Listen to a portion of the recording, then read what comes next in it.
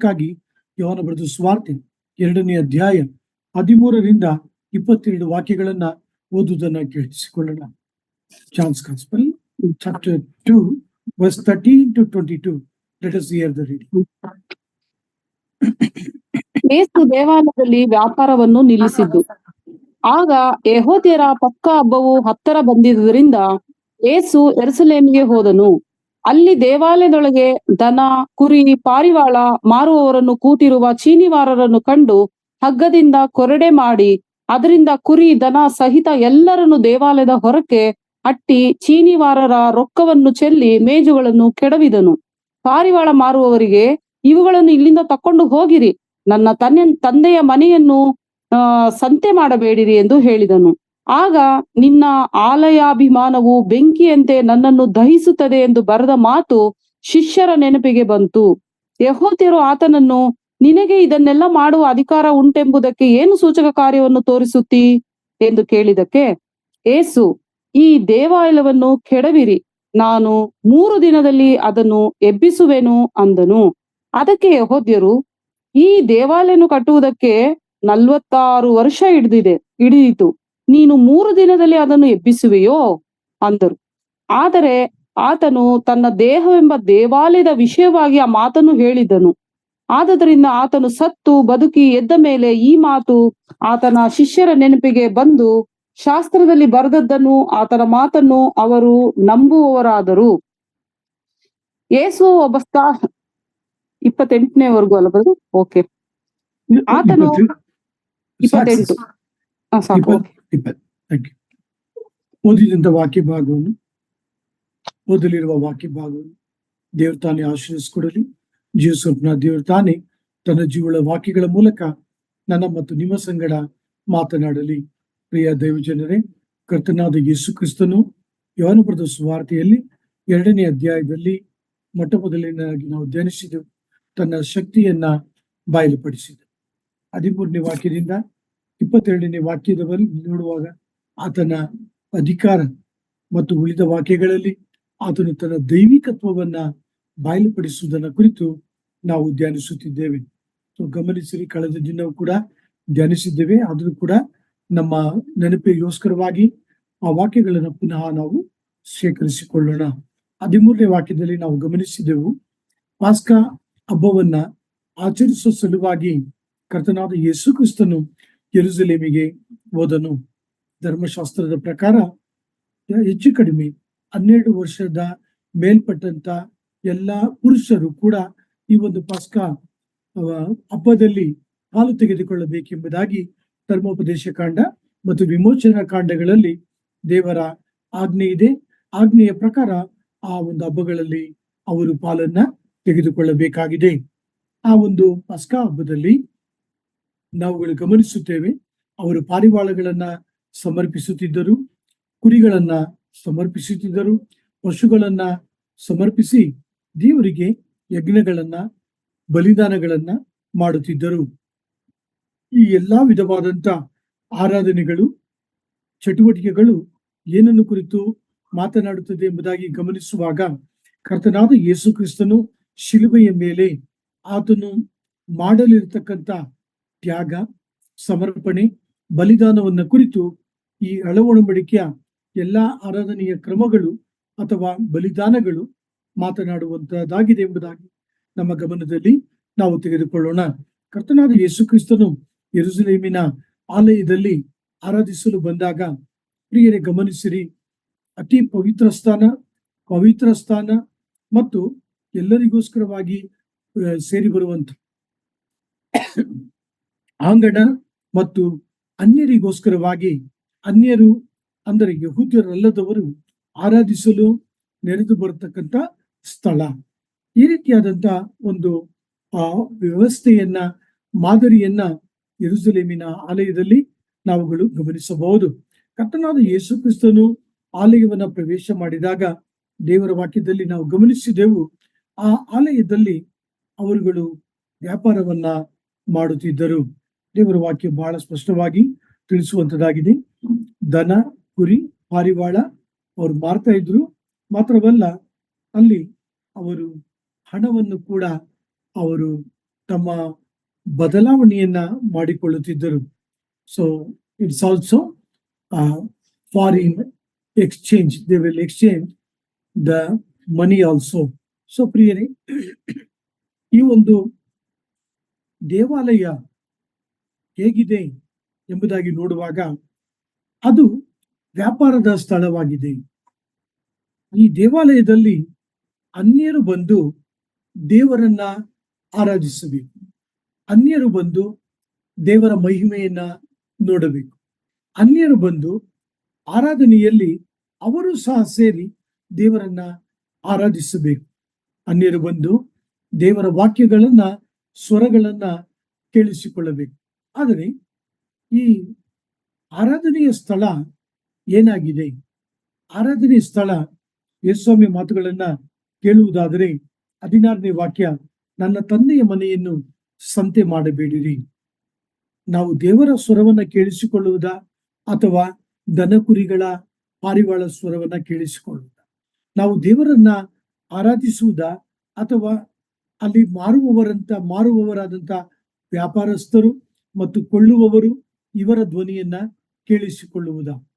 ಈ ರೀತಿಯಾಗಿ ಕಂಡು ಬಂದಂತ ಒಂದು ಪರಿಸ್ಥಿತಿ, ದೇವಾಲಯದ ಪರಿಸ್ಥಿತಿಯನ್ನ ಕರ್ತನು ನೋಡಿದಾಗ ದೇವರ ವಾಕ್ಯ ಹೇಳುತ್ತದೆ. ಕೀರ್ತನೆಗಳು 69ನೇ ಅಧ್ಯಾಯ 9ನೇ ವಾಕ್ಯ ಓದುವುದನ್ನು ಕೇಳಿಸಿಕೊಳ್ಳೋಣ. Psalm 69 verse 9.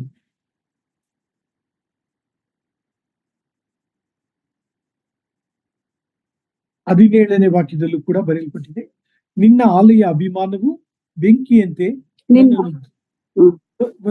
ನಿನ್ನ ಆಲಯಾಭಿಮಾನವು ನನ್ನನ್ನು ಬೆಂಕಿಯಂತೆ ದಹಿಸಿದೆ, ನಿನ್ನನ್ನು ದೂಷಿಸುವವರ ದೂಷಣೆಗಳು ನನ್ನ ಮೇಲೆ ಬಂದಿವೆ.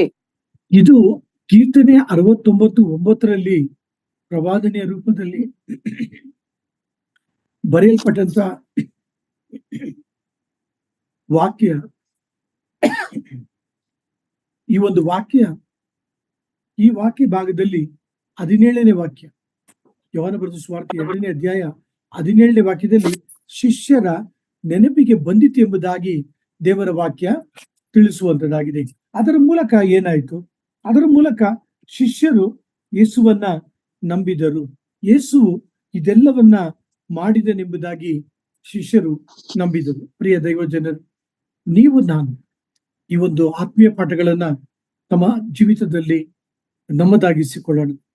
ನೋಡಿ, ದೇವರ ವಾಕ್ಯಗಳನ್ನ ನಾವು ಓದುವಾಗ ಆ ವಾಕ್ಯದಲ್ಲಿರ್ತಕ್ಕಂಥ ಸಾರಾಂಶ, ಆ ವಾಕ್ಯದಲ್ಲಿರ್ತಕ್ಕಂಥ ತಾತ್ಪರ್ಯ, ಇವುಗಳನ್ನ ನಾವು ನಮ್ಮ ಹೃದಯಕ್ಕೆ ತೆಗೆದುಕೊಳ್ಳಬೇಕು, ಅವುಗಳನ್ನ ನಾವು ನಂಬಬೇಕು. ಅವುಗಳಲ್ಲಿರ್ತಕ್ಕಂಥ ಬೆಲೆ, ಅವುಗಳ ಪ್ರಾಮುಖ್ಯತೆಯನ್ನ ನಮ್ಮ ಹೃದಯದಲ್ಲಿ ನಾವು ನಂಬಬೇಕು ಮತ್ತು ಅಳವಡಿಸಿಕೊಳ್ಳಬೇಕು. ಶಿಷ್ಯರು ಈ ವಾಕ್ಯಗಳನ್ನ ನಂಬಿದರು, ಅವರು ಬಲಗೊಂಡರೆಂಬುದಾಗಿ ದೇವರ ವಾಕ್ಯ ತಿಳಿಸುವಂತದ್ದಾಗಿದೆ. ಕಳೆದ ದಿನದ ಧ್ಯಾನದಲ್ಲೂ ನಿಮ್ಮ ಗಮನಕ್ಕೆ ತಂದಿದ್ದೆ, ಕರ್ತನಾದ ಯೇಸು ಕ್ರಿಸ್ತನು 2 ಬಾರಿ ದೇವಾಲಯವನ್ನ ಆತನು ಪವಿತ್ರಗೊಳಿಸಿದನು. ಮೊದಲನೆಯ ಬಾರಿ ಯೋಹಾನ ಬರೆದ ಸುವಾರ್ತೆ 2ನೇ ಅಧ್ಯಾಯದಲ್ಲಿ, 2ನೇ ಬಾರಿ ಮತ್ತಾಯ ಬರೆದ ಸುವಾರ್ತೆ 26ನೇ ಅಧ್ಯಾಯಗಳಲ್ಲಿ ಆತನು ಪವಿತ್ರ ಮಾಡಿದನೆಂಬುದಾಗಿ ದೇವರ ವಾಕ್ಯದಲ್ಲಿ ನಾವು ನೋಡ್ತೇವೆ. ಈ 2 ದೇವಾಲಯದ ಶುದ್ಧೀಕರಣಗಳಲ್ಲಿ ಕರ್ತನಾದ ಯೇಸು ಕ್ರಿಸ್ತನು ಇದು ಈ ವಾಕ್ಯ ಭಾಗದಲ್ಲಿ ನನ್ನ ತಂದೆಯ ಮನೆಯನ್ನು ಎಂಬುದಾಗಿ ತಿಳಿಸ್ತಾನೆ, ಮತ್ತಾಯ ಬರೆದ ಸುವಾರ್ತೆಯಲ್ಲಿ ನನ್ನ ಮನೆ ಎಂಬುದಾಗಿ ತಿಳಿಸ್ತಾ ಇದ್ದಾನೆ. ಅದರ ಅರ್ಥ ಆತನು ದೇವಕುಮಾರನೆಂಬುದಾಗಿ ಆತನು ತನ್ನ ಯಹೂದರಿಗೆ ತಿಳಿಸುವಾತನಾಗಿದ್ದಾನೆ. ತಾನು ದೇವರ ಮಗನು, ತಾನು ಮೆಸ್ಸಿಯನು, ತಾನು ಆಲಯದ ಮೇಲೆ ಅಧಿಕಾರವನ್ನ ಹೊಂದಿದ್ದೇನೆಂಬುದಾಗಿ ಆತನು ಬಹಳ ಸ್ಪಷ್ಟವಾಗಿ ಈ ವಾಕ್ಯ ಭಾಗದಲ್ಲಿ ತಿಳಿಸುವಾತನಾಗಿದ್ದಾನೆ. ಮಾತ್ರವಲ್ಲ, ಪ್ರಿಯ ದೈವ ಜನರೇ, ಜಕರಯ 14ನೇ ಅಧ್ಯಾಯ 21ನೇ ವಾಕ್ಯವನ್ನ ಓದುವುದನ್ನ ಕೇಳಿಸಿಕೊಳ್ಳೋಣ. ಆ ವಾಕ್ಯಗಳನ್ನ ಕರ್ತನು ತನ್ನ ನ್ಯಾಯ ತೀರ್ಪಿನ ದಿನದಲ್ಲಿ ತನ್ನ ಆಲಯವನ್ನ ಪವಿತ್ರಗೊಳಿಸುವಾತನಾಗಿದ್ದಾನೆ. ಮಲಾಕಿ 3ನೇ ಅಧ್ಯಾಯ 1-3 ವಾಕ್ಯಗಳು ಸಹ ಈ ವಾಕ್ಯಗಳಿಗೆ ಒತ್ತು ಕೊಡುವಂತದ್ದಾಗಿದೆ. ವಾಕ್ಯವನ್ನು ಓದುವುದನ್ನು ಕೇಳಿಸಿಕೊಳ್ಳೋಣ. ಜಕರಯನ ಗ್ರಂಥ 14ನೇ ಅಧ್ಯಾಯ 21ನೇ ವಾಕ್ಯ. 21. ಅಲ್ಲದೆ ಯೆರೂಸಲೇಮಿನಲ್ಲಿಯೂ ಯೆಹೂದದಲ್ಲಿಯೂ ಇರುವ ಸಕಲ ಪಾತ್ರೆಗಳು ಸೇನಾಧೀಶ್ವರ ಯೆಹೋವನಿಗೆ ಮೀಸಲಾಗಿರುವವು. ಯಜ್ಞ ಮಾಡುವವರೆಲ್ಲರೂ ಬಂದು ಅವುಗಳನ್ನು ತೆಗೆದುಕೊಂಡು ಅವುಗಳಲ್ಲಿ ಬೇಯಿಸುವರು. ಆ ದಿನದಲ್ಲಿ ಸೇನಾಧೀಶ್ವರ ಯೆಹೋವನ ಆಲಯದೊಳಗೆ ಯಾವ ವ್ಯಾಪಾರಿಯೂ ಇರನು. ನೀವು ಬೇರೆ ಭಾಷಾಂತರದಲ್ಲಿ ಗಮನಿಸುವಾಗ ಕಾನಾನ್ಯನು ಎಂಬ ಪದ ಉಪಯೋಗಿಸಲ್ಪಟ್ಟಿದೆ. ಕನ್ನಡ ಭಾಷೆಯಲ್ಲಿ ವ್ಯಾಪಾರಿ ಎಂಬ ಪದ ಉಪಯೋಗಿಸಲ್ಪಟ್ಟಿದೆ. ಸೊ ಪ್ರಿಯ ದೈವಜನರೇ, ನೀವು ನಾನು ಇದರ ಪ್ರಾಮುಖ್ಯತೆಯನ್ನ ಗ್ರಹಿಸಿಕೊಳ್ಳಬೇಕು, ಅರ್ಥ ಮಾಡಿಕೊಳ್ಳಬೇಕು.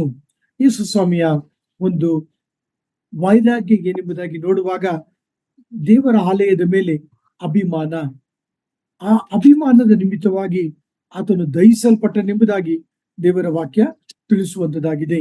ಸೊ ಪ್ರಿಯ ದೇವಜನರೇ, ನೀವು ನಾನು ಈ ವಾಕ್ಯಗಳನ್ನ ಆತ್ಮೀಯ ವಾಕ್ಯಗಳನ್ನಾಗಿ ಮಾಡಿಕೊಳ್ಳೋಣ. ಹಳೆಯ ಒಡಂಬಡಿಕೆಯಲ್ಲಿ ದೇವರ ಮಂಜೂಷ ಆ ದೇವಾಲಯದಲ್ಲಿ ಇತ್ತೆಂಬುದಾಗಿ ದೇವರ ವಾಕ್ಯ ತಿಳಿಸುವಂತದ್ದಾಗಿದೆ. ಓದುವುದನ್ನು ಕೇಳಿಸಿಕೊಳ್ಳೋಣ.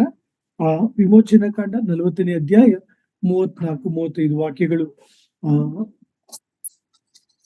ಎಕ್ಸಡಸ್ ಚಾಪ್ಟರ್ 40 40ನೇ ಅಧ್ಯಾಯ ಎಷ್ಟನೇದು? 34-35. ಆಗ ಮೇಘವು ದೇವ ದರ್ಶನದ ಗುಡಾರವನ್ನು ಮುಚ್ಚಿತು, ಯೆಹೋವನ ತೇಜಸ್ಸು ಗುಡಾರವನ್ನು ತುಂಬಿತು. ಮೇಘವು ದೇವ ದರ್ಶನದ ಗುಡಾರದ ಮೇಲೆ ನೆಲೆಯಾಗಿರುವುದರಿಂದಲೂ ಯೆಹೋವನ ತೇಜಸ್ಸು ಗುಡಾರದೊಳಗೆ ತುಂಬಿರುವುದರಿಂದಲೂ ಮೋಶೆ ಗುಡಾರದಲ್ಲಿ ಹೋಗಲಾರದೆ ಇದ್ದನು. ದಯಮಾಡಿ ಯಾರು ಸತ್ಯವೇದವನ್ನ ಅಭ್ಯಾಸ ಮಾಡ್ತಾ ಇದ್ದೀರೋ ಈ ರೆಫರೆನ್ಸ್ ಗಳನ್ನು ಕೂಡ ನೀವು ಬರೆದುಕೊಳ್ಳಬಹುದು.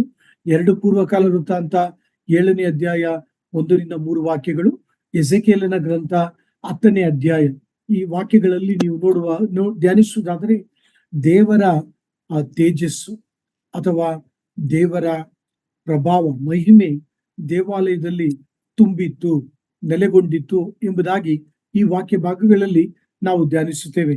ಆದರೆ ಯೋಹನ ಬರೆದ ಸುವಾರ್ತೆ 2ನೇ ಅಧ್ಯಾಯದ ಧ್ಯಾನದಲ್ಲಿ ಕರ್ತನಾದ ಯೇಸು ಕ್ರಿಸ್ತನು ಸ್ವತಃ ದೇವರ ಮಹಿಮೆ ಆ ಆಲಯದಲ್ಲಿ ಕಂಡು ಬರುತ್ತಾ ಇದ್ದಾನೆ, ಅವರ ಮಧ್ಯದಲ್ಲಿ ಕಂಡು ಬರುತ್ತಿದ್ದಾನೆ. ಮಾತ್ರವಲ್ಲ, ಆತನು ಕ್ರೂಜಿಗೆ ಹಾಕಲ್ಪಟ್ಟು ಹೂಣಲ್ಪಟ್ಟು 3ನೇ ದಿನ ಪುನರುತ್ಥಾನಗೊಂಡ ನಂತರ ಈ ಒಂದು ದೇವಾಲಯದ ಎಲ್ಲಾ ವಿಧವಾದಂತ ಸಂಸ್ಕಾರಗಳು, ಎಲ್ಲಾ ವಿಧವಾದಂತ ಬಲಿದಾನಗಳು, ಎಲ್ಲಾ ವಿಧವಾದಂತ ಸಮರ್ಪಣೆಗಳು, ಎಲ್ಲಾ ವಿಧವಾದಂತ ಆಚಾರಗಳು, ಎಲ್ಲಾ ವಿಧವಾದಂತ ಪದ್ಧತಿಗಳು ಸಂಪೂರ್ಣವಾಗಿ ನೆರವೇರಿಸಲ್ಪಟ್ಟಿತೆಂಬುದಾಗಿ ದೇವರ ವಾಕ್ಯದಲ್ಲಿ ನಾವು ನೋಡುವಂತವರಾಗಿದ್ದೇವೆ. ಆ ವಾಕ್ಯಕ್ಕೆ ಒತ್ತು ಕೊಡಲು ಬಯಸುತ್ತೇನೆ. ದಯಮಾಡಿ ನಮ್ಮ ಸತ್ಯವೇದವನ್ನ ಇಬ್ರಿಯ ಗ್ರಂಥ 8ನೇ ಅಧ್ಯಾಯಕ್ಕೆ ತಿರುಗಿಸಿಕೊಳ್ಳೋಣ. Hebrews chapter 8 verse 1-6. Let us hear the reading. ಇಬ್ರಿಯ ಪತ್ರಿಕೆ 8ನೇ ಅಧ್ಯಾಯ 1-6 ವಾಕ್ಯಗಳನ್ನ ನಾವು ಓದುವುದನ್ನ ಕೇಳಿಸಿಕೊಳ್ಳೋಣ. ನಾವು ಈಗ ಹೇಳುವ ಸಂಗತಿಗಳಲ್ಲಿ ಮುಖ್ಯವಾದ ಮಾತೇನೆಂದರೆ, ಪರಲೋಕದೊಳಗೆ ಮಹತ್ವವುಳ್ಳ ದೇವರ ಸಿಂಹಾಸನದ ಬಲಗಡೆಯಲ್ಲಿ ಆಸನಾರೂಢನಾದಂತ ಮಹಾಯಾಜಕನು ನಮಗಿದ್ದಾನೆ. ಈತನು ಪವಿತ್ರ ಸ್ಥಾನದಲ್ಲಿ, ಅಂದರೆ ಮನುಷ್ಯನು ಹಾಕದೆ ಕರ್ತನೇ ಹಾಕಿದ ನಿಜವಾದ ದೇವ ದರ್ಶನ ಗುಡಾರದಲ್ಲಿ ಯಾಜಕೋದ್ಯೋಗ ನಡೆಸುವವನಾಗಿದ್ದಾನೆ. ಪ್ರತಿಯೊಬ್ಬ ಮಹಾಯಾಜಕನು ಕಾಣಿಕೆಗಳನ್ನು ಯಜ್ಞಗಳನ್ನು ಸಮರ್ಪಿಸುವುದಕ್ಕೆ ನೇಮಕವಾಗಿರುತ್ತಾನಷ್ಟೇ. ಆದುದರಿಂದ ಸಮರ್ಪಿಸುವುದಕ್ಕೆ ಈ ಮಹಾಯಾಜಕನಿಗೂ ಏನಾದರೂ ಇರಬೇಕು. ಈತನು ಇನ್ನೂ ಭೂಮಿಯ ಮೇಲೆ ಇದ್ದದ್ದೇ ಆದರೆ ಯಾಜಕನಾಗುತ್ತಿರಲಿಲ್ಲ. ಯಾಕೆಂದರೆ ಧರ್ಮ ನಿಯಮದ ಪ್ರಕಾರ ಕಾಣಿಕೆಗಳನ್ನು ಸಮರ್ಪಿಸುವವರು ಇದ್ದೇ ಇರುತ್ತಾರೆ. ಅವರು ಪರಲೋಕದಲ್ಲಿರುವ ದೇವಾಲಯದ ಪ್ರತಿರೂಪವೂ ಛಾಯೆಯೂ ಆಗಿರುವ ಆಲಯದಲ್ಲಿ ಯಾಜಕತ್ವವನ್ನು ನಡೆಸುವವರು. ಮೋಶೆಯು ದೇವ ದರ್ಶನ ಗುಡಾರವನ್ನು ಮಾಡುವುದಕ್ಕಿದ್ದಾಗ ಬೆಟ್ಟದಲ್ಲಿ ನಾನು ನಿನಗೆ ತೋರಿಸಿದ ಮಾದರಿಯ ಪ್ರಕಾರವೇ ಎಲ್ಲವನ್ನು ಮಾಡಿಸಬೇಕು ಎಂದು ದೈವೋಕ್ತಿಯು ಅವನಿಗೆ ಉಂಟಾಯಿತಲ್ಲ. ಆದರೆ ಯೇಸು ಅದಕ್ಕಿಂತ ಶ್ರೇಷ್ಠವಾದ ಯಾಜಕೋದ್ಯೋಗವನ್ನು ಹೊಂದಿದವನಾಗಿದ್ದಾನೆ. ಉತ್ತಮ ವಾಗ್ದಾನದ ಮೇಲೆ ಸ್ಥಾಪಿಸವಾದ ಉತ್ತಮವಾದ ಒಡಂಬಡಿಕೆಗೆ ಮಧ್ಯಸ್ಥನಾಗಿದ್ದಾನೆ. ದೇವರ ಆಲಯವನ್ನ ಕುರಿತು ಹಲವಾರು ಹಂತಗಳಲ್ಲಿ ನಾವು ಧ್ಯಾನಿಸ್ತಾ ಇದ್ದೇವೆ. ಈಗ ಹಳೆ ಒಡಂಬಡಿಕೆಯಲ್ಲಿ ನಾವು ನೋಡಿದೆವು, ದೇವಾಲಯವಿತ್ತು, ಆಲಯದಲ್ಲಿ ದೇವರ ತೇಜಸ್ಸನ್ನು ಅವರು ನೋಡಿದರು. ಹೊಸ ಒಡಂಬಡಿಕೆ ಕರ್ತನಾದ ಯೇಸು ಕ್ರಿಸ್ತನ ಜೀವಿತದ ಕಾಲದಲ್ಲಿ ಆ ದೇವರ ಮಹಿಮೆ, ದೇವರ ತೇಜಸ್ಸು ಆಲಯದಲ್ಲಿ ಕಂಡು ಬಂದಿತು. ಈಗ ಆಲಯವನ್ನ ಕುರಿತು ದೇವರ ವಾಕ್ಯ ಬಹಳ ಸ್ಪಷ್ಟವಾಗಿ ತಿಳಿಸುವಂತದ್ದಾಗಿದೆ. ನಿಜವಾದ ದೇವದರ್ಶನ ಗುಡಾರದಲ್ಲಿ ಯಾಜಕನು ಈ ಉದ್ಯೋಗವನ್ನ ಯೇಸು ಸ್ವಾಮಿ ನಡೆಸುವವನಾಗಿದ್ದಾನೆ. ಎಂತ ಆದರಣೀಯ ವಾಕ್ಯಗಳು, ಎಂತ ಮಹತ್ತರವಾದಂತ ಸಂಗತಿಗಳು.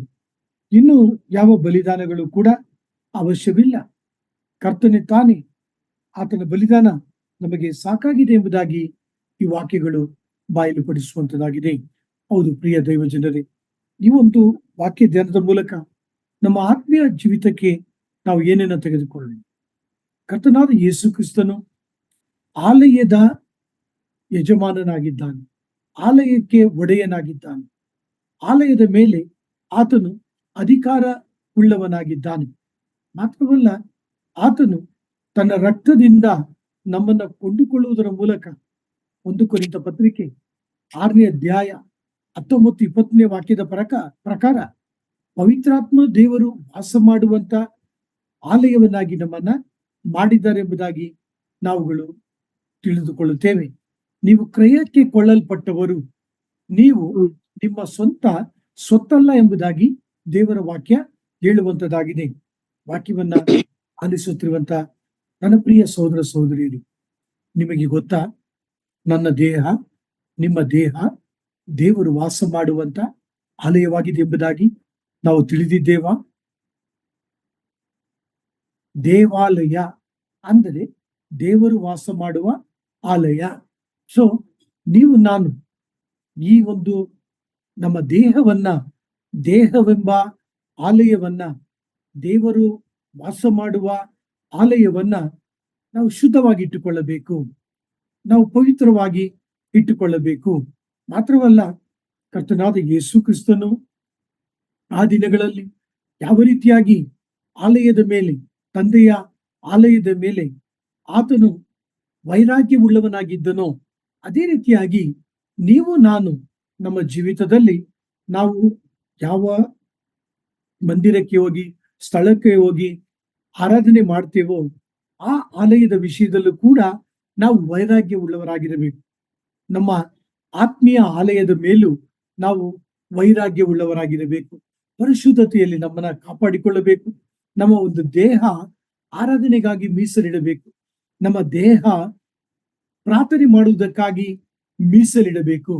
ಹೌದು ಪ್ರಿಯ ದೈವ ಜನರೇ, ನಿಮ್ಮನ್ನು ನನ್ನನ್ನು ಕರ್ತನು ಕೊಂಡುಕೊಂಡಿದ್ದಾನೆ. ನಾವು ಕರ್ತನಿಗೆ ಸೇರಿದ್ದೇವೆ. ನಮ್ಮ ಮೇಲೆ, ನಮ್ಮ ಆಲಯದ ಮೇಲೆ, ನಮ್ಮ ಆತ್ಮ ಪ್ರಾಣ ದೇಹಗಳ ಮೇಲೆ ಕರ್ತನಾದ ಯೇಸು ಕ್ರಿಸ್ತನು ಆತನು ಸಂಪೂರ್ಣವಾದ ಅಧಿಕಾರವನ್ನ ಹೊಂದಿದ್ದಾನೆ. ಹಾಗಾದರೆ ಈ ಒಂದು ವಾಕ್ಯ ಭಾಗವನ್ನ ಆತ್ಮೀಯ ವಾಕ್ಯವನ್ನಾಗಿ ಮಾಡಿಕೊಳ್ಳೋಣ. ದೇವರ ಆಲಯವನ್ನ ಪ್ರೀತಿಸುವಂತ ಒಂದು ತವಕ, ದೇವರ ಮನೆಯನ್ನ ಬಯಸುವಂತ ತವಕ, ದೇವರ ಮಂದಿರದಲ್ಲಿ ದೇವರನ್ನ ನೋಡುವಂತ, ದೇವರ ಸ್ವರವನ್ನ ಕೇಳಿಸಿಕೊಳ್ಳುವಂತ ಹಂಬಲ ನಿಮ್ಮಲ್ಲಿ ನನ್ನಲ್ಲಿ ಕಂಡು ಬರಬೇಕು. ಕೀರ್ತನೆ 42ರಲ್ಲಿ ಕೀರ್ತನೆಗಾರನು ಹೇಳುತ್ತಾನೆ, ಬಾಯಾರಿದ ಜಿಂಕೆ ನೀರಿಗಾಗಿ ಹೇಗೆ ತವಕ ಪಡುತ್ತದೋ ಹಾಗೆಯೇ ನನ್ನ ಮನಸ್ಸು ಯೆಹೋವನಿಗಾಗಿ ತವಕ ಪಡುತ್ತದೆ. ಕೀರ್ತನೆ 63 1ನೇ ವಾಕ್ಯ 2ನೇ ವಾಕ್ಯ, ಮರುಭೂಮಿಯಲ್ಲಿ ಗಿಡ ನೀರಿಗಾಗಿ ಯಾವ ರೀತಿಯಾಗಿ ತವಕ ಪಡುತ್ತದೋ ಆ ರೀತಿಯಾಗಿ ನನ್ನ ಆತ್ಮ ಯೆಹೋವನನ್ನ ಬಯಸುತ್ತದೆ ಎಂಬುದಾಗಿ ಕೀರ್ತನೆಗಾರನು ತಿಳಿಸುವಾತನಾಗಿದ್ದಾನೆ.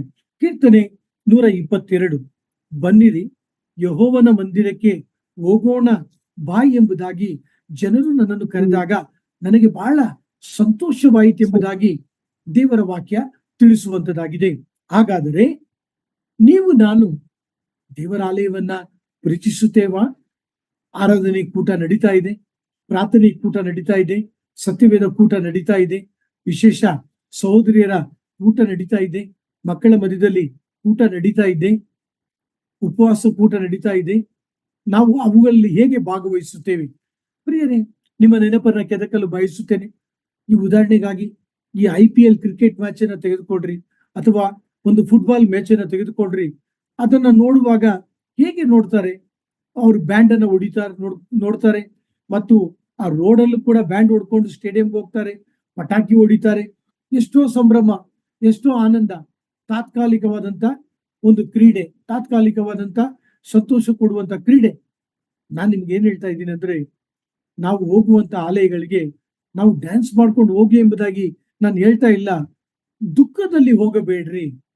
ಅಯ್ಯೋ, ಆಲಯಕ್ಕೆ ಹೋಗ್ಬೇಕಲ್ಲಪ್ಪ, ಸಮಯ ಆಗಿದೆಯಲ್ಲ, ಅಯ್ಯೋ ಇಷ್ಟೊತ್ತು ಆರಾಧನೆಯಲ್ಲಿ ನಾವು ಹೋಗ್ಬೇಕಲ್ಲ, ಅಯ್ಯೋ ಇಷ್ಟು ದೂರ ಪ್ರಯಾಣ ಮಾಡ್ಬೇಕಲ್ಲ. ಪ್ರಿಯ ದೈವಜನರೇ, ಆಲಯದ ವಿಷಯದಲ್ಲಿ ಆ ರೀತಿಯಾದಂತ ಬೇಸರಿಕೆ ನಮಗೆ ಬೇಡ. ಆಲಯದ ವಿಷಯದಲ್ಲಿ ಆ ರೀತಿಯಾದಂತ ಸೋಮಾರಿತನ ಬೇಡ. ದೇವರ ವಾಕ್ಯ ಏನ್ ಹೇಳುತ್ತದೆ? ಯೇಸುಸ್ವಾಮಿಯ ವಾಕ್ಯ ಏನ್ ಹೇಳ್ತದೆ? ಆತನು ಆ ಒಂದು ಆಲಯವನ್ನ ವಿಷಯದಲ್ಲಿ ಬಹಳವಾಗಿ ನೋವನ್ನು ಅನುಭವಿಸಿದ. ಪ್ರಿಯ ದೈವಜನರೇ, ನೀವು ಆ ರೀತಿಯಾಗಿ ನಿಮ್ಮ ಮನಸ್ಸು, ನನ್ನ ಹೃದಯ ತವಕ ಪಡುತ್ತದ?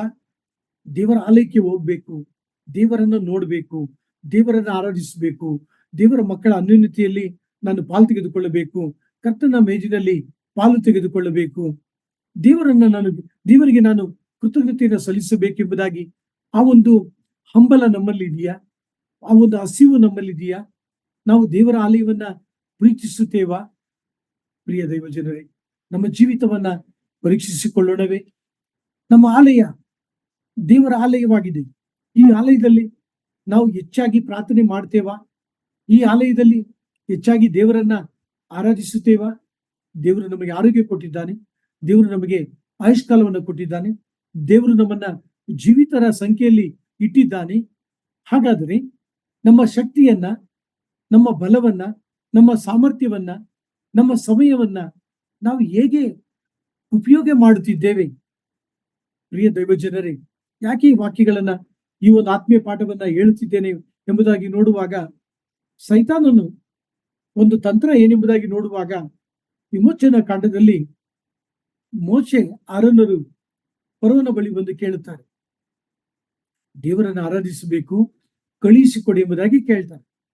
ಅದಕ್ಕೆ ಫರೋಹ ತನ್ನ ಮೇಸ್ತ್ರಿಗಳಿಗೆ ಹೇಳ್ತಾನೆ, ನೀವು ಮೇಲ್ವಿಚಾರಕರಿಗೆ ಹೇಳ್ತಾನೆ, ನೀವು ಅವರು ಈ ರೀತಿಯಾಗಿ ಮಾತನಾಡಲು ಮತ್ತು ಆರಾಧನೆ ಮಾಡಲು ಹೋಗುತ್ತೇವೆ ಎಂಬುದಾಗಿ ಹೇಳುವಂತೆ ನೀವು ಅವಕಾಶ ಕೊಟ್ಟಿದ್ದೀರಿ.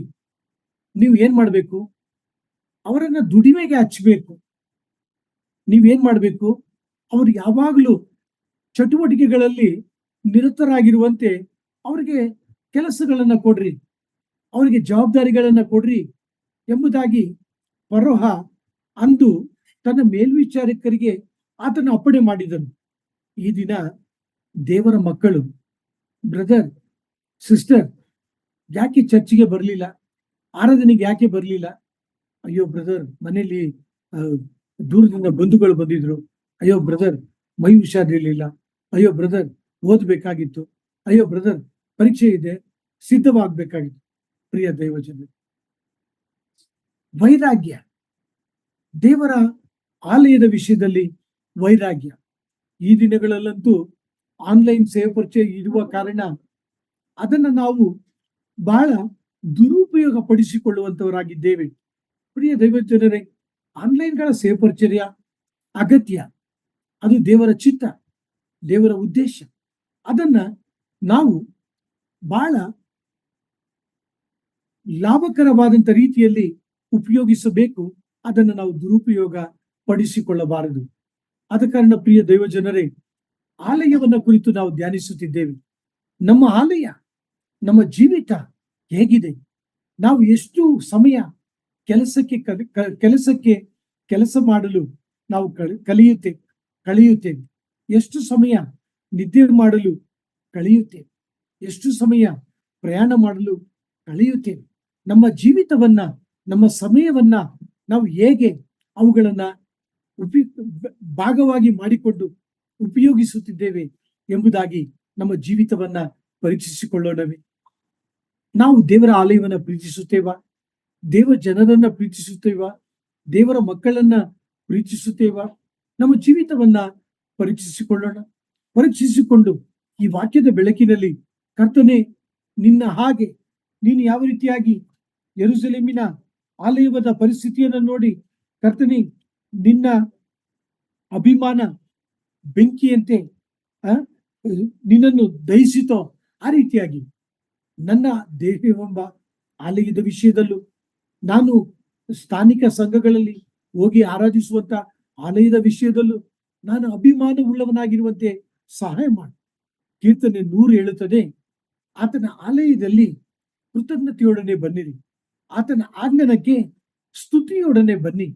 ಹೌದು ಪ್ರಿಯ ದೈವಜನರೇ, ನೀವು ನಾನು ನಮ್ಮ ಜೀವಿತಗಳಲ್ಲಿ, ನಮ್ಮ ಹೃದಯದಲ್ಲಿ ಆರಾಧನೆ, ಪ್ರಾರ್ಥನೆ, ವಾಕ್ಯ ಧ್ಯಾನ, ಈ ರೀತಿಯಾದಂತ ಭಾವದಿಂದ, ಕ್ರಿಯೆಗಳಿಂದ ನಾವು ತುಂಬಿರುವಂತ ಜೀವಿತವನ್ನ ಜೀವಿಸಬೇಕೆಂಬುದಾಗಿ ನಾವು ಕರೆಯಲ್ಪಟ್ಟಿದ್ದೇವೆ. ಹೌದು ಪ್ರಿಯ ದೈವಜನರೇ, ಈ ಚಟುವಟಿಕೆಯಿಂದ ಕೂಡಿದಂತ ಲೋಕದಲ್ಲಿ, ಬಿರುಸಿನಿಂದ ಕೂಡಿದಂತ ಲೋಕಗಳಲ್ಲಿ ನಾವು ಜೀವಿಸುತ್ತಿರುವಾಗ, ಇವೆಲ್ಲವುಗಳ ಮಧ್ಯದಲ್ಲಿ ಕುಟುಂಬ ಜವಾಬ್ದಾರಿ, ನಮ್ಮ ಕೆಲಸದ ಜವಾಬ್ದಾರಿ ಮತ್ತು ಸಭೆಯ ಜವಾಬ್ದಾರಿ, ನಾನಾ ವಿಧವಾದಂತ ಜವಾಬ್ದಾರಿಗಳ ಮಧ್ಯದಲ್ಲಿ ಪೌಲ ತಿಮೋಥಿಗೆ ಹೇಳ್ತಾನೆ, ನನ್ನ ಹಾಗೆ ಚಿಂತಿಸುವವರು ಕಡಿಮೆ ಇದ್ದಾರೆ, ನನ್ನ ಹಾಗೆ ಸಭೆಯನ್ನ ಕುರಿತು, ಸಭೆಯ ಹಿತವನ್ನ ಕುರಿತು ಚಿಂತನೆ ಮಾಡುವವರು, ಪ್ರಾರ್ಥಿಸುವವರು ಕಡಿಮೆ ಇದ್ದಾರೆ ಎಂಬುದಾಗಿ ಆತನು ತಿಳಿಸ್ತಾ ಇದ್ದಾನೆ. ಆದ ಕಾರಣ ಪ್ರಿಯ ದೇವಜನರೇ, ಈ ಒಂದು ಧ್ಯಾನದ ಮೂಲಕ ನೀವು ನಾನು ದೇವರನ್ನ ಆರಾಧಿಸೋಣ, ದೇವರ ಆಲಯವನ್ನ ಅಭಿಮಾನದಿಂದ, ಆಲಯದ ಅಭಿಮಾನವನ್ನ ಹೊಂದಿರೋಣ. ದೇವರ ಯೇಸು ಸ್ವಾಮಿಯ ಆ ಒಂದು ಗುಣ, ಪ್ರಾರ್ಥನೆಯ ಜೀವಿತ, ಆರಾಧನೆಯ ಜೀವಿತ. ನನ್ನ ತಂದೆಯ ಮನೆಯನ್ನ ಸಂತೆ ಮಾಡಬೇಡಿ, ನನ್ನ ಮನೆ ಪ್ರಾರ್ಥನೆಯ ಮನೆ. ಅಂದರೆ ಆತನು ನಿಮಗೆ ನನಗೆ ಈ ವಾಕ್ಯದ ಮೂಲಕ ತಿಳಿಸುವಂತ ಆತ್ಮೀಯ ಪಾಠವೇನೆಂದರೆ, ನಮ್ಮ ಜೀವಿತಗಳಲ್ಲಿ ನಾವು ಪ್ರಾರ್ಥನೆ ಮಾಡಬೇಕು. ಪ್ರಿಯರೇ, ಈ ಒಂದು ಆತ್ಮೀಯ ಪಾಠವನ್ನ ನಿಮ್ಮ ಹೃದಯದ ಮೇಲೆ ನಾನು ತರಲು ಬಯಸುತ್ತೇನೆ. ಶನಿವಾರ ದಿನ ನಾವು ಪ್ರಾರ್ಥನೆ ಮಾಡ್ತೇವೆ. ನಮ್ಮಲ್ಲಿ ಎಷ್ಟು ಮಂದಿ ನಮ್ಮ ತುಟಿಗಳನ್ನ ತೆರೆದು ಪ್ರಾರ್ಥಿಸುತ್ತೇವೆ? ನೀವು ಪರೀಕ್ಷಿಸಿಕೊಳ್ಳಿ. ಯೇಸುಸ್ವಾಮಿ ಏನ್ ಹೇಳ್ತಾ ಇದ್ದಾರೆ? ನನ್ನ ತಂದೆಯ ಮನೆಯನ್ನು ಸಂತೆ ಮಾಡಬೇಡಿರಿ, ನನ್ನ ತಂದೆಯ ಮನೆ ಪ್ರಾರ್ಥನೆಯ ಮನೆ. ಹಾಗಾದರೆ ಪ್ರಿಯ ಸಹೋದರ ಸಹೋದರಿ, ನಿಮ್ಮನ್ನ ಪ್ರೋತ್ಸಾಹಪಡಿಸುವ ಸಲುವಾಗಿ ನಾನು ಹೇಳ್ತೇನೆ, ಅನೇಕರು ಈ ಒಂದು ಕೂಟದಲ್ಲಿ ಪ್ರಾರ್ಥನೆ ಮಾಡುತ್ತಿದ್ದಾರೆ. ಅವರ ಹೆಸರನ್ನ ನಾನು ಹೇಳಲು ಬಯಸುವುದಿಲ್ಲ. ಆದರೆ ಅವರ ಪ್ರಾರ್ಥನೆಯ ಜೀವಿತ, ಅವರ ಆರಾಧನೆಯ ಜೀವಿತ, ನೀವು ಕಲಿಯುವಂತ ಒಂದು ಹವ್ಯಾಸವೇನೆಂದರೆ, ನಾನು ಕೂಡ ಆ ಸಹೋದರಿಯಾಗೆ ದೇವರನ್ನು ಆರಾಧಿಸಬೇಕು, ನಾನು ಕೂಡ ಆ ಸಹೋದರನಾಗೆ ಪ್ರಾರ್ಥಿಸಬೇಕು. ಪ್ರಿಯರೇ, ಈ ಒಂದು ಸತ್ಯವೇದದ ಧ್ಯಾನದಲ್ಲಿ ಈ ಒಂದು ತೀರ್ಮಾನವನ್ನು ನೀವು ಮಾಡುವಿರಾ?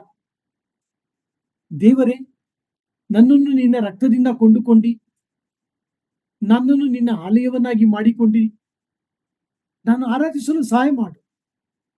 ನನ್ನ ಕರ್ತನೆ, ಶನಿವಾರದ ಕೂಟಗಳಲ್ಲಿ ಪ್ರಾರ್ಥನೆ ಮಾಡಿ ಎಂಬುದಾಗಿ ಹೇಳಿದಾಗ ನಾನು ಪ್ರಾರ್ಥಿಸುವುದೇ ಇಲ್ಲ. ನನ್ನ ಹೆಸರಿಡಿದು ಕರೀತಾರೆ, ಪ್ರಾರ್ಥಿಸಿರಿ ಎಂಬುದಾಗಿ ಹೇಳ್ತಾರೆ, ಆದರೂ ಕೂಡ ನಾನು ಪ್ರಾರ್ಥಿಸಲು ಆಗುತ್ತಿಲ್ಲ. ದಯಮಾಡಿ ಕರ್ತನೆ, ನನಗೆ ಸಹಾಯ ಮಾಡು. ನನ್ನನ್ನು ಪ್ರಾರ್ಥನೆಯ ವೀರಳನ್ನಾಗಿ ಮಾಡು, ನನ್ನನ್ನು ಪ್ರಾರ್ಥನೆಯ ಮನುಷ್ಯನನ್ನಾಗಿ ಮಾಡು. ಮೋಶೆಯಾಗಿ ನಾನು ಪ್ರಾರ್ಥಿಸುವಂತೆ ಸಹಾಯ ಮಾಡು, ಅಬ್ರಾಮನಾಗಿ ನಾನು ಸಹ ಪ್ರಾರ್ಥಿಸುವಂತೆ ಸಹಾಯ ಮಾಡು, ಸಮುವೇಲನಾಗಿ, ಹಣ್ಣನಾಗಿ, ಎಲಿಯನಾಗಿ ನನ್ನನ್ನು ಕೂಡ ಕರ್ತನೆ ಪ್ರಾರ್ಥನೆಯ ಮನುಷ್ಯನನ್ನಾಗಿ ಮಾಡು, ಪ್ರಾರ್ಥನೆಯ ಮನುಷ್ಯನಾಗಿ ಮಾಡು. ಪ್ರಿಯರೇ, ಈ ಒಂದು ತೀರ್ಮಾನ ಮಾಡುವಿರಾ? ಈ ಒಂದು ಸತ್ಯವೇದದ ಧ್ಯಾನದಲ್ಲಿ ಬಹಳ ಸರಳವಾದಂತ ವಾಕ್ಯಗಳ ಮೂಲಕ, ಉದಾಹರಣೆಗಳ ಮೂಲಕ ಕರ್ತನು ನನ್ನೊಂದಿಗೆ, ನಿಮ್ಮೊಂದಿಗೆ ಮಾತನಾಡುತ್ತಿದ್ದಾನೆ. ನಿಮ್ಮನ್ನ ನಾನು ಬಹಳ ಕಳಕಳಿಯಿಂದ, ಕನಿಕರದಿಂದ ಕೇಳಿಕೊಳ್ಳುತ್ತೇನೆ. ಬ್ರದರ್ ಈ ತರ ಸಂದೇಶ ಕೊಟ್ಟಿದ್ದಾರೆ, ಆದ ಕಾರಣ ಶನಿವಾರ ಪ್ರಾರ್ಥನೆ ದಿನ ತಪ್ಪಿಸ್ಕೊಳ್ಳೋಣ ಎಂಬುದಾಗಿ ದಯವಿಟ್ಟು ತಪ್ಪಿಸ್ಕೋಬೇಡಿ. ನಾನು ನಿಮ್ಮನ್ನ ಪ್ರೋತ್ಸಾಹಿಸುವ ಸಲುವಾಗಿ ಈ ಒಂದು ಮಾತುಗಳನ್ನು ಆಡುತ್ತಿದ್ದೇನೆ. ದೇವರಿಗೆ ನೀವು ಬೇಕಾಗಿದ್ದೀರಿ. ದೇವರಿಗೆ ನಿಮ್ಮ ಪ್ರಾರ್ಥನೆಯ ಜೀವಿತ ಬೇಕು. ನೀವು ಮಾಡುವಂತ ಪ್ರಾರ್ಥನೆ ದೇವರು ಎದುರು ನೋಡುತ್ತಿದ್ದಾನೆ. ನನ್ನ ಮಕ್ಕಳು ಪ್ರಾರ್ಥಿಸುವರ, ನನ್ನ ಮಕ್ಕಳು ಗೋಡೆಯ ಒಡಕಿನಲ್ಲಿ ನಿಂತು ವಿಜ್ಞಾಪಿಸುವರ, ನನ್ನ ಮಕ್ಕಳು ಕಾವಲುಗಾರರಾಗಿ ಪ್ರಾರ್ಥಿಸುವರ. ಪ್ರಿಯ ದೈವಜನರು, ಕರ್ತನು ನನಗೆ, ನಿಮಗೆ, ನಮ್ಮೆಲ್ಲರಿಗೆ ಸಹಾಯ ಮಾಡಲಿ. ನಾವು ಪ್ರಾರ್ಥಿಸೋಣ, ನಾವು ಆರಾಧಿಸೋಣ. ನಾವು ದೇವರ ಆಲಯವಾಗಿದ್ದೇವೆ. ಆ ರೀತಿಯಾಗಿ ಈ ಒಂದು ಆತ್ಮೀಯ ಪಾಠವನ್ನ ಯೇಸುಸ್ವಾಮಿಯ ಈ ಒಂದು ಯೋಹಾನ ಬರೆದ ಸುವಾರ್ತೆ 2ನೇ ಅಧ್ಯಾಯ 13ರಿಂದ 22 ವಾಕ್ಯಗಳ ಈ ಒಂದು ವಾಕ್ಯಗಳನ್ನ ಆತ್ಮೀಯ ವಾಕ್ಯಗಳನ್ನಾಗಿ ಮಾಡಿಕೊಳ್ಳೋಣ. ನೋಡಿ, ನಿಮ್ಮ ನನ್ನ ದೇಹ ದೇವರಿಗೆ ಮೀಸಲಾಗಿದೆ. ಕರ್ತನಾದ ಯೇಸು ಕ್ರಿಸ್ತನಿಗೆ ಮೀಸಲಾಗಿದೆ. ಆತನು ನಮ್ಮನ್ನು ಪವಿತ್ರಗೊಳಿಸಿದ್ದಾನೆ. ನೀವು ನಾನು ಪರಿಶುದ್ಧವಾಗಿ ನಮ್ಮನ್ನು ಇಟ್ಟುಕೊಳ್ಳೋಣ. ಯಾಕೆಂದರೆ ಈ ದೇಹವೆಂಬ ದೇಗುಲದಲ್ಲಿ ದೇವರು ವಾಸ ಮಾಡುತ್ತಿದ್ದಾನೆ. ನಾವು ದೇವರನ್ನ ಒತ್ತುಕೊಂಡು ಜೀವಿಸುತ್ತಿದ್ದೇವೆ. ಪ್ರಿಯ ದೈವ ಜನರೇ, ರಹಸ್ಯ ಪಾಪಗಳಿಂದ ಹೊರಟು ಹೋಗೋಣ ಮತ್ತು ಆತ್ಮನನ್ನ ದುಃಖಪಡಿಸದ ಜೀವಿತ, ದೇವರಾತ್ಮನನ್ನ ನಂದಿಸದ ಜೀವಿತವನ್ನ ನಾವು ಜೀವಿಸೋಣ. ಪ್ರಾರ್ಥನೆ ಮಾಡಲು, ಆರಾಧಿಸಲು, ವಾಕ್ಯ ಓದಲು, ಸೇವೆ ಮಾಡಲು ನೀವು ನಾನು ನಮ್ಮ ಆತ್ಮೀಯ ಜೀವಿತದಲ್ಲಿ ಪ್ರಯತ್ನ ಪಡೋಣ. ದೇವರಾತ್ಮನು ತಾನೇ ನನಗೆ, ನಿಮಗೆ, ನಮ್ಮೆಲ್ಲರಿಗೆ ಸಹಾಯ ಮಾಡಲು.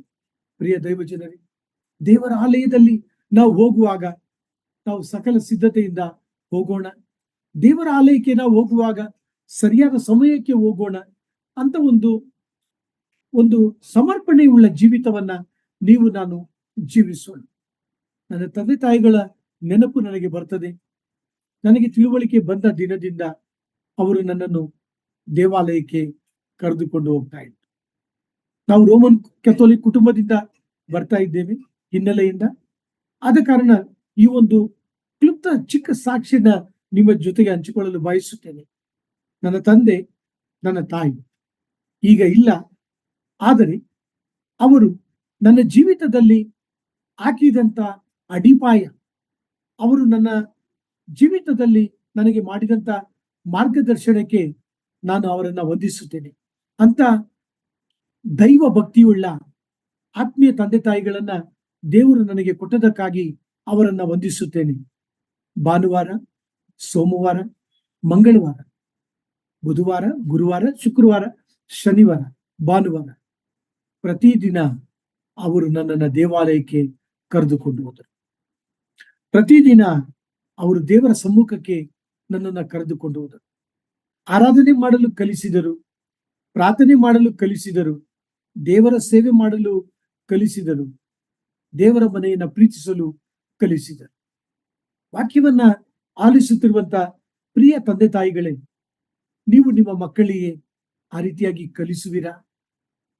ಎಷ್ಟೋ ತಂದೆ ತಾಯಿಗಳು, ನಾನು ಅವ್ರ ಜೊತೆಗೆ ಮಾತಾಡಿದ್ದೇನೆ, ಯಾಕೆ ಆರಾಧನೆಗೆ ನೀವು ತಡವಾಗಿ ಬರುತ್ತಿದ್ದೀರಿ ಎಂಬುದಾಗಿ ಹೇಳಿದಾಗ ಒಬ್ಬ ತಾಯಿ ಹೇಳಿದಳು, ನನ್ನ ಮಗ ಮಲಗಿದ್ದ, ನನ್ನ ಮಗ ನಿದ್ರೆ ಮಾಡ್ತಾ ಇದ್ದ, ಅವನನ್ನ ಎಬ್ಬಿಸುವುದಕ್ಕೆ ನನಗೆ ಮನಸ್ಸಾಗಲಿಲ್ಲ. ಅವನು ಎಬ್ಬಿಸಿದ ನಂತರ ಅವನು ಯೌವನಸ್ಥನು, ಅವನನ್ನು ಕರೆದುಕೊಂಡು ನಾನು ಮಂದಿರಕ್ಕೆ ಬಂದೆ, ಆದ ಕಾರಣ ತಡವಾಯಿತು ಎಂಬುದಾಗಿ ಆಕೆ ತಿಳಿಸಿದಳು. ಮತ್ತೊಂದು ತಾಯಿ, ಅಮ್ಮ ಯಾಕೆ ತಡವಾಗಿ ಬಂದೆ ಎಂಬುದಾಗಿ ಹೇಳಿದಾಗ ಆಕೆ ಹೇಳಿದಳು, ನನ್ನ ಮಕ್ಕಳು ತಡವಾಗಿ ಬಂದರು, ತಡವಾಗಿ ಎದ್ದರು, ಆದ ಕಾರಣ ದೇವರ ಆಲಯಕ್ಕೆ ನಾನು ತಡವಾಗಿ ಆರಾಧಿಸಲು ಬಂದೆ ಎಂಬುದಾಗಿ ಹೇಳಿದಳು ಮಕ್ಕಳ ಮುಂದೆ. ಆಮೇಲೆ ಸ್ವಲ್ಪ ದಿನದ ನಂತರ ನನಗೆ ಭೇಟಿಯಾಗಿ ಆಕೆ ಹೇಳಿದಳು, ಬ್ರದರ್, ದಯಮಾಡಿ ನನ್ನನ್ನು ಕ್ಷಮಿಸಿ. ನನ್ನ ಮಕ್ಕಳು ದೇವರಾಲಯಕ್ಕೆ ತಡವಾಗಿ ಅವರು ಕಾರಣರಲ್ಲ, ಬರಲು ನಾನು ಕಾರಣನಾಗಿದ್ದೇನೆ. ನನ್ನ ನಿಮಿತ್ತವಾಗಿ ನನ್ನ ಮಕ್ಕಳು ದೇವರಾಲಯಕ್ಕೆ ತಡವಾಗಿ ಬಂದರು ಎಂಬುದಾಗಿ ತನ್ನ ತಪ್ಪನ್ನ ಒಪ್ಪಿಕೊಂಡಳು. ಪ್ರಿಯ ದೈವ ಜನರೇ, ನಿಮ್ಮ ಗಮನಕ್ಕೆ ತರುವಂತ ಸಂಗತಿ ಏನೆಂದರೆ, ನೀವು ನಿಮ್ಮ ಮಕ್ಕಳನ್ನ ಪ್ರೀತಿಸುತ್ತೀರಾ? ಹಾಗಾದರೆ ನಿಮ್ಮ ಮಕ್ಕಳಿಗೆ ಕಲಿಸಿರಿ, ಆರಾಧನೆಗೆ ಬರಲು, ಆರಾಧನೆ ಮಾಡಲು ಕಲಿಸಿರಿ, ಪ್ರಾರ್ಥಿಸಲು ಕಲಿಸಿರಿ, ಆಲಯಕ್ಕೆ ಬರಲು ಕಲಿಸಿರಿ, ಆಲಯವನ್ನ ಪ್ರೀತಿಸಲು ಕಲಿಸಿರಿ, ದೇವರ ಸೇವೆಯನ್ನ ಮಾಡಲು ಅವರನ್ನ ಪ್ರೋತ್ಸಾಹಪಡಿಸಿರಿ. ಪ್ರಿಯ ದೈವಜನರೇ, ನೀವು ನಾನು ನಮ್ಮ ಆತ್ಮೀಯ ಜೀವಿತದಲ್ಲಿ ಕರ್ತನ ಕೃಪಾ ಹಸ್ತಕ್ಕೆ ನಮ್ಮನ್ನು ಒಪ್ಪಿಸಿಕೊಡೋಣ. ಕರ್ತನು ಚಿಕ್ಕ ಚಿಕ್ಕ ವಾಕ್ಯ ಧ್ಯಾನದ ಮೂಲಕ ಆತನು ಮಾತನಾಡುತ್ತಿದ್ದಾನೆ. ನನ್ನ ತಂದೆ ತಾಯಿಗಳು ನನ್ನ ಜೀವಿತದಲ್ಲಿ ತೆಗೆದುಕೊಂಡಂತ ಆ ನಿರ್ಧಾರ, ಆ ಒಂದು ತೀರ್ಮಾನ, ಆ ಒಂದು ದೈವ ಆಲೋಚನೆಗಳು ಈ ದಿನ ನನ್ನ ಜೀವಿತದಲ್ಲಿ ಆಶೀರ್ವಾದವಾಗಿ ಪರಿಣಮಿಸಿದೆ. ಕರ್ತನ ಹಸ್ತಗಳಿಗೆ ನಾನು ದೊರಕುವಂತೆ ನಾನು ನಡೆಸಲ್ಪಟ್ಟಿದ್ದೇನೆ. ಹಾಗಾದರೆ ನೀವು ನಿಮ್ಮ ಮಕ್ಕಳನ್ನು ಆ ರೀತಿಯಾಗಿ ಪ್ರೋತ್ಸಾಹಪಡಿಸುವಿರಾ? ದೇವರ ಕಡೆಗೆ, ದೇವರ ಆಲಯದ ಕಡೆಗೆ, ದೇವರನ್ನ ಆರಾಧಿಸುವ ಕಡೆಗೆ, ಪ್ರಾರ್ಥಿಸುವ ಕಡೆಗೆ, ದೇವರ ಸೇವೆ ಮಾಡುವ ಕಡೆಗೆ, ಅಂತ ಒಂದು ದೈವ ಭಕ್ತಿಯುಳ್ಳಂತ ಅಭ್ಯಾಸಗಳನ್ನ ನಿಮ್ಮ ಮಕ್ಕಳಿಗೆ ಮಾಡುವಂತೆ ಕರ್ತನು ನಿಮಗೆ ಸಹಾಯ ಮಾಡಲಿ. 19ನೇ ವಾಕ್ಯ, ಈ ದೇವಾಲಯವನ್ನ ಕೆಡವಿರಿ, ನಾನು 3 ದಿನದಲ್ಲಿ ಅದನ್ನು ಎಬ್ಬಿಸುವೆನು ಅಂದನು. ಪ್ರಿಯ ದೈವಜನರೇ, ಈ ಮಾತನ್ನ ಅವರು ಮತ್ತಾಯ ಬರೆದ ಸುವಾರ್ತೆ 26ನೇ ಅಧ್ಯಾಯ 61ನೇ ವಾಕ್ಯದಲ್ಲಿ ತಪ್ಪಾಗಿ ಅದನ್ನ ತಿಳಿಸುತ್ತಿದ್ದಾರೆ. ಅದರ ಅರ್ಥ ಏನ್ ಹೇಳ್ತಾ ಇದ್ದಾರೆ? ನೀನು ದೇವಾಲಯವನ್ನ ಕೆಡವುತ್ತಿ 3ನೇ ದಿನದಲ್ಲಿ ಕಟ್ಟುತ್ತಿ ಎಂಬುದಾಗಿ ಹೇಳಿದಿ ಎಂಬುದಾಗಿ ಮತ್ತಾಯ 26:61ರಲ್ಲಿ ಅವರು ತಿಳಿಸ್ತಾ ಇದ್ದಾರೆ. ಆದರೆ ಯೇಸು ಸ್ವಾಮಿ ಮಾತುಗಳನ್ನ ಗಮನಿಸಿರಿ. ಈ ದೇವಾಲಯವನ್ನ ಕೆಡವಿರಿ. ಈ ದೇವಾಲಯ ಅಂದರೆ 46 ವರ್ಷಗಳ ಕಾಲ. ಗಮನಿಸಿರಿ, ನಿಮ್ಮ ಸತ್ಯವೇದದಲ್ಲಿ 20ನೇ ವಾಕ್ಯ, ಈ ದೇವಾಲಯವನ್ನ ಕಟ್ಟಲು 46 ವರ್ಷಗಳ ಕಾಲ ಅದು ಹಿಡಿಯಿತು. ಆದರೆ ಯೇಸು ಸ್ವಾಮಿ ಹೇಳಿದಂತ ದೇವಾಲಯ ಆತನ ದೇಹವಾಗಿದೆ. ಅವರು ಆತನನ್ನು ಕ್ರೂಜೆಯ ಮರಣಕ್ಕೆ ಒಪ್ಪಿಸುವಂತ ದೇವಾಲಯವಾಗಿದೆ. ಹಾಗಾದರೆ ಪ್ರಿಯ ದೈವ ಜನರೇ, ನೀವು ನಾನು ಈ ಆತ್ಮೀಯ ಪಾಠಗಳನ್ನ ನಮ್ಮ ಜೀವಿತದಲ್ಲಿ ತೆಗೆದುಕೊಳ್ಳೋಣ. ಈ ವಾಕ್ಯಗಳನ್ನ ನಾವು ನಂಬೋಣ. ಕರ್ತನಾದ ಯೇಸು ಕ್ರಿಸ್ತನು ತನ್ನ ದೇಹವನ್ನ ಕುರಿತು ಆತನು ಮಾತನಾಡುತ್ತಿದ್ದಾನೆ ಮತ್ತು ಆತನ ಶಿಷ್ಯರು 21ನೇ ವಾಕ್ಯದಲ್ಲಿ ಅದನ್ನು ನಂಬಿದರು, ದೇವರ ವಾಕ್ಯವನ್ನ ನಂಬಿದರು ಎಂಬುದಾಗಿ ಈ ವಾಕ್ಯ ಭಾಗದಲ್ಲಿ ನಾವುಗಳು ಗಮನಿಸಬಹುದು. ನನ್ನ ಧ್ಯಾನವನ್ನ ನಿಲ್ಲಿಸುವುದಕ್ಕೆ ಮುಂಚಿತವಾಗಿ ಪ್ರಿಯರೇ, ನಾನು ಬಹಳ ಕಳಕಳಿಯಿಂದ ನಿಮ್ಮನ್ನ ಕೇಳಿಕೊಳ್ಳುತ್ತೇನೆ, ಬಹಳ ಕನಿಕರದಿಂದ ನಿಮ್ಮನ್ನ ಕೇಳಿಕೊಳ್ಳುತ್ತೇನೆ. ದಯಮಾಡಿ ದೇವರ ಆಲಯವನ್ನ ಪ್ರೀತಿಸಿರಿ. ನೀವು ಇರುವಂತ ಸ್ಥಳಗಳಲ್ಲಿ ಇರುವಂತ ಕರ್ತನ ಮಂದಿರಕ್ಕೆ ಆರಾಧನೆಗೆ ಹೋಗ್ರಿ, ಆರಾಧನೆಯಲ್ಲಿ ಭಾಗವಹಿಸಿರಿ. ಎಂದೂ ಕೂಡ ಯಾವುದೇ ಕಾರಣಗಳ ನಿಮಿತ್ತವಾಗಿ ದೇವರ ಆಲಯವನ್ನ ಪ್ರೀತಿಸದೆ ರಜೆಯನ್ನ ತೆಗೆದುಕೊಳ್ಳಬೇಡಿರಿ. ಕಾರಣಗಳು, ಸಬೂಬುಗಳನ್ನ ಹೇಳಬೇಡಿರಿ. ಈ ಒಂದು ಸಮರ್ಪಣೆಯನ್ನ ಈ ಒಂದು ಧ್ಯಾನದಲ್ಲಿ ದಯಮಾಡಿ ಮಾಡಿರಿ. ಕರ್ತನು ನಿಮ್ಮ ತೀರ್ಮಾನವನ್ನ ದೃಢ ತೀರ್ಮಾನವನ್ನಾಗಿ ಮಾಡಲಿ. ಕರ್ತನ ಕೃಪೆ ನಿಮ್ಮೆಲ್ಲರೊಂದಿಗಿರಲಿ. ದೇವರ ನಾಮಕ್ಕೆ ಸ್ತೋತ್ರ.